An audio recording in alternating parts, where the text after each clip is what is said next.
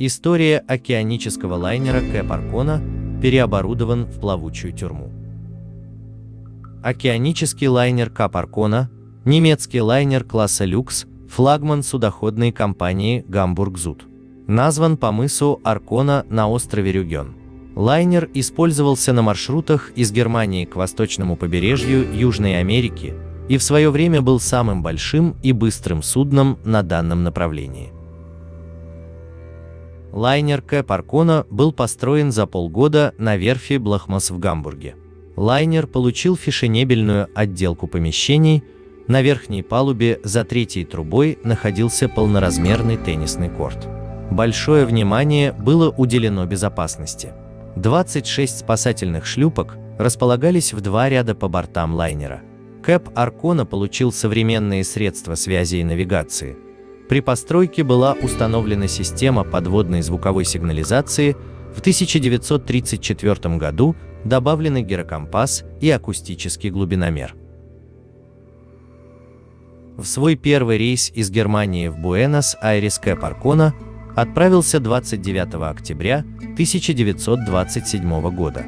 6 октября 1932 года лайнер столкнулся в Северном море с французским грузовым судном «Эген». В результате «Эген» выбросило на берег, но вскоре его удалось поставить на киль и отбуксировать в Гамбург.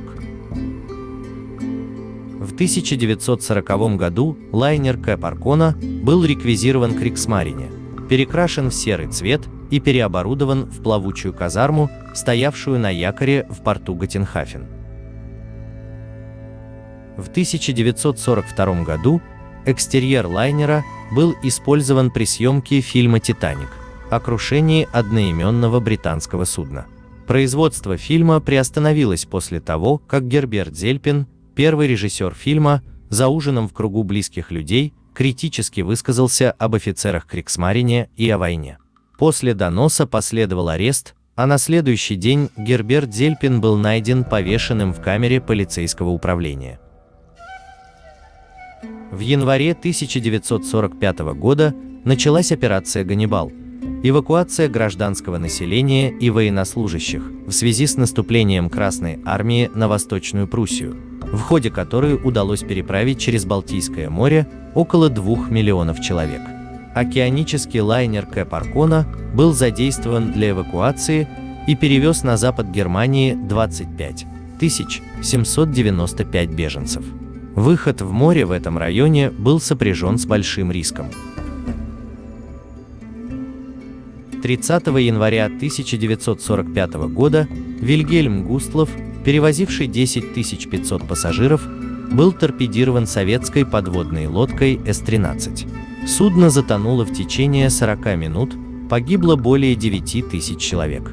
9 февраля эта же подводная лодка потопила еще одно судно, генерал Штойбен, направлявшееся в Копенгаген. 20 февраля Йоханнес Герц, капитан океанического лайнера Кэп Аркона, застрелился в собственной каюте во время стоянки в Копенгагене перед очередным рейсом в Готенхафен. 30 марта 1945 года лайнер завершил свой третий и последний рейс между Готенхафеном и Копенгагеном, перевезя 9000 солдат и беженцев. Турбины силовой установки судна были предельно изношены. Был произведен частичный ремонт, но состояние судна исключало возможность продолжительных переходов. Судно Кэп Аркона был декомиссован и возвращен Хэмбок-Сад, компании-владельцу, и отправлен в Нойштадт-ин-Хольштайн. В марте-апреле 1945 года несколько тысяч заключенных были перемещены из оставшихся концентрационных лагерей в лагерь на Ингаме, расположенный на территории Гамбурга. За этот же период 15 000 узников были переправлены в нейтральную Швецию в рамках операции «Белые автобусы». Эта спасательная операция, проводившаяся шведским Красным Крестом, стала результатом переговоров между шведским дипломатом Фольке Бернадотом и рейхсфюрером СС Гитлером. Предпочтение при транспортировке отдавалось гражданам скандинавских стран, 8000 из числа спасенных составляли граждане Норвегии и Дании, а остальными были граждане еще 20 стран, в основном Франции и Польши. Оставшиеся узники лагерей на Ингаме, Дора-Миттельбау и Штутгоф, свыше 10 000 человек, были отправлены в Любек, куда они прибыли 19-26 апреля. Железнодорожный состав, перевозивший узников Штутгофа по пути, был перехвачен советскими войсками. Примерно половина заключенных – военнопленные, в основном советские, также польские и норвежские. Другую половину составляли гражданские еврейского происхождения из различных стран Европы. Приказ о погрузке заключенных на корабли был отдан гауляйтером Гамбурга Карлом Кауфманом, занимавшего с 1942 года должность рейхскомиссара морских перевозок, рейхскомиссара обороны Германской бухты и Гамбурга. Неподалеку от побережья Найштадта, в Любекской бухте, на якоре стояли лайнеры Кэп Аркона и Дойчланд. В порту Любека были пришвартованы грузовые суда Тайлбек и Атен. Капитаном Атен, выполнявший роль парома для доставки заключенных на лайнеры, был Фриц Нобман. 17 апреля, за несколько дней до погрузки, капитаны Кэп Аркона и Тайлбек, Хайнрих Бертрам и Йон Якобсен, получили приказ приготовить суда к специальной операции. Команда и капитаны обоих судов вначале отказались сотрудничать с СС, но были вынуждены подчиниться под угрозой применения оружия. Погрузка продолжалась с 20 по 23 апреля. Все это время представители шведского Красного Креста присутствовали в Любеке и передавали продовольствие всем заключенным, кроме советских военнопленных. Любекская бухта, 3 километра от Найштадта. Позиция затонувшего лайнера Кэп Аркона. 30 апреля два небольших шведских судна, Магдалина и Лили Матисин, прежде участвовавшие в операции «Белые автобусы», совершили последний рейс в Любек, в ходе которого вывезли с плавучих тюрем еще 300 человек. Офицеры СС, отвечавшие за лагерь на Ингаме, приказали капитану Нобману принять на борт Атен 2352 узника и 280 человек охраны и перевести их на стоявший в бухте Кэп Аркона. Нобман под угрозой расстрела согласился выполнить приказ, но когда он прибыл к Кэп Аркона, то узников отказался принимать Бертрам.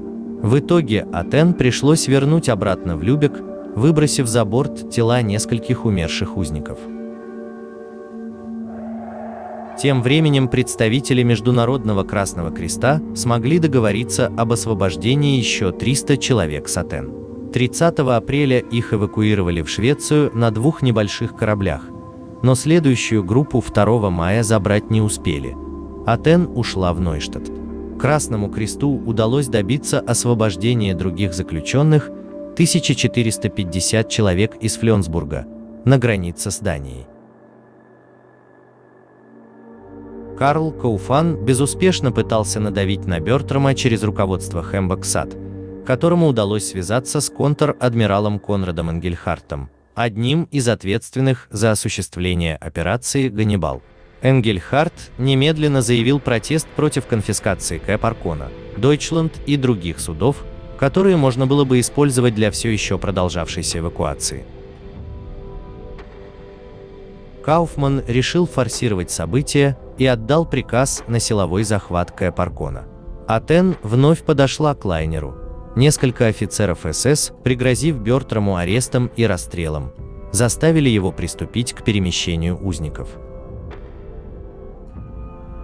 Первоначальное число узников на борту Кэп Аркона составило около 6500 человек, которых охраняли 600 эсэсовцев. Вскоре 1998 узников были перегружены обратно на Атен и вернулись на берег. Таким образом, на Кэп Аркона осталось 4500 заключенных. На борт Тайлбека погрузили 2800 человек. 2 мая в 14 часов ровно судно, не имевшее собственного хода, отбуксировали в бухту и поставили на якорь рядом с Кэп Аркона и Дойчланд. В этот же день британские войска при поддержке авиации вошли в Любек. 3 мая 1945 года над Любекской бухтой появились штурмовики королевских ВВС «Хоукер Тайфун». Британское командование получило разведданные о том, что из Фленсбурга планируется эвакуация офицеров СС и лагерного начальства в Норвегию. Обнаружив в 14 часов 45 минут Deutschland и стоявшие на якоре Кэп Аркона и Тайлбек, британские самолеты приступили к атаке. Помимо 20 пушек, тайфуны были вооружены неуправляемыми ракетами и бомбами. Первая группа атаковала Кэп Аркона, вторая группа сосредоточила огонь на Тайлбек и Deutschland. Тайлбек затонул очень быстро в течение нескольких минут. Из 2800 находившихся на борту спаслось лишь 100-125 человек. На Кэп Аркона и Deutschland после нескольких попаданий начался сильный пожар. Атен была пришвартована в Найштадте в ожидании очередной партии заключенных и не подверглась атаке. В это время порт начала занимать британская пехота, команда и охранники покинули судно. Во время пожара на Кэп Аркона вооруженная охрана не давала узникам покинуть судно. В 15 часов 45 минут лайнер перевернулся на левый борт и частично затонул в неглубокой акватории бухты. Большая часть охранников успела покинуть судно.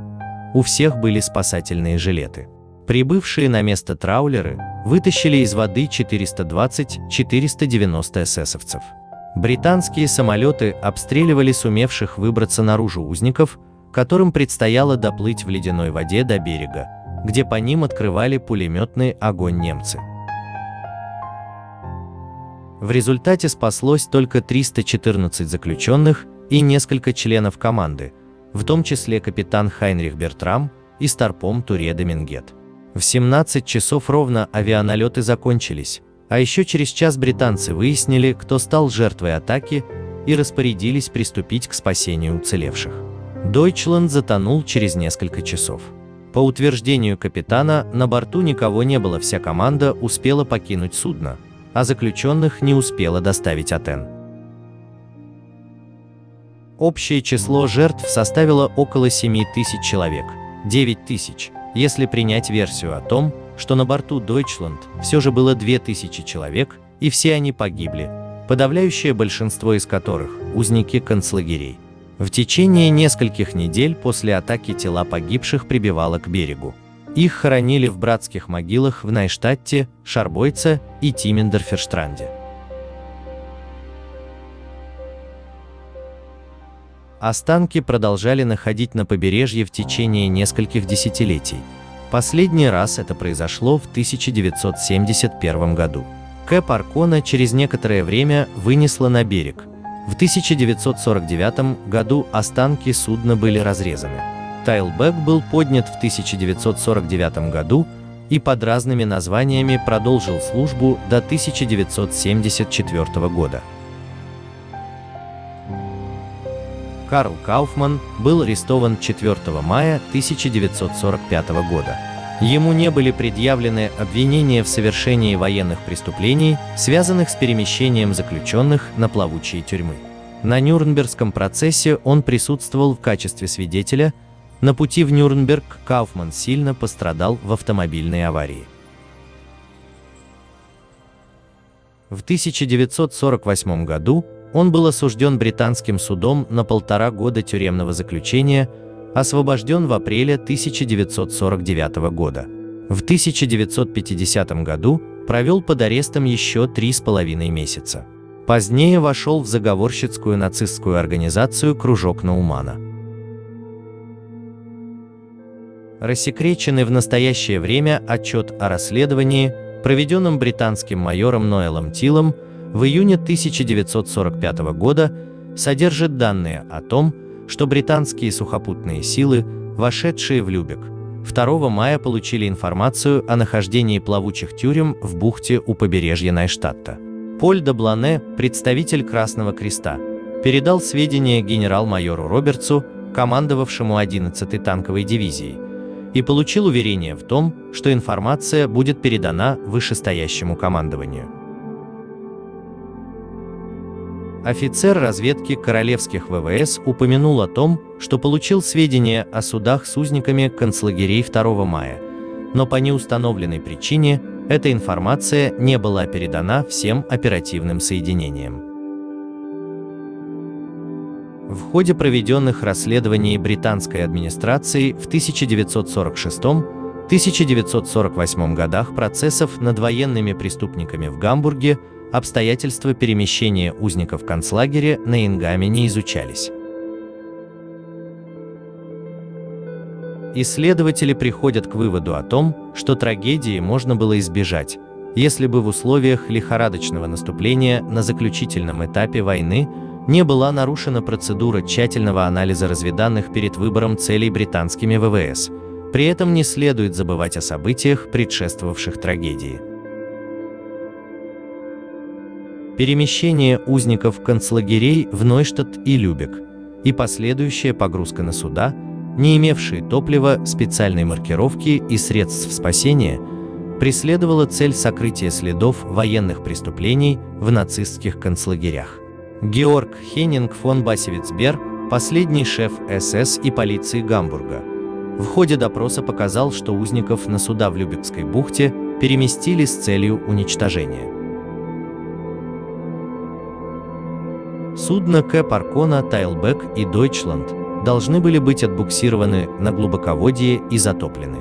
Курт Рикерт, подчиненный Бассевицбера, на одном из гамбургских процессов показал, что суда предполагалось затопить при помощи подводных лодок или авиации. Фон Бассевицбер и Кауфман заявили также, что действовали якобы по приказу Генриха Гиммлера. При этом Кауфман утверждал, что ему ничего не было известно о планируемом затоплении, и узников планировалось переправить в Швецию. Версия о планируемой эвакуации в Швецию ставится исследователями под сомнение на тех основаниях, что, во-первых, суда не имели запаса топлива и соответствующей маркировки, во-вторых, такая эвакуация могла быть выполнена силами Красного Креста, представители которого смогли договориться о вывозе лишь небольшой части узников. 7 мая 1945 года британцами была организована небольшая мемориальная церемония. 15 солдат, вместе с выжившими узниками и сочувствующими местными жителями, возложили цветы к 3 братским могилам на побережье между Нойштадтом и Пильцерхакеном. В местах массовых захоронений установлены монументы. Музей К. Паркона открылся 3 мая 1990 года в 45-ю годовщину трагедии.